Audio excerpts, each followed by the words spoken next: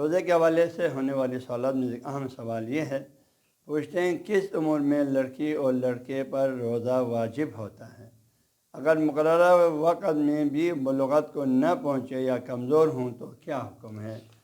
فوزان گرامی، اس سلسلے میں جو ہے حضرت شاہ محمد نور بخش نے فقہ الاحوال باب الحجر میں لڑکے کے لیے جو ہے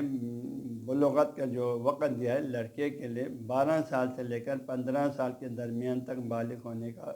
عمر قرار دے، اس میں امکان ہے۔ لڑکی کے لیے 9 سال سے لے کر 15 سال کے درمیان میں بالغ ہونے کا امکان ہے۔ لہذا اگر جو ہے 15 سال سے پہلے لڑکی یا لڑکے میں علامات بلوغت ظاہر ہو جائیں تو اسی دن اور اس مہینے سے اسی سال سے اس پر روزہ واجب ہو جائے گا، باقی تمام شرعی احکامات نماز وغیرہ اس پر واجب ہو جائے گا۔ لیکن اگر جو ہے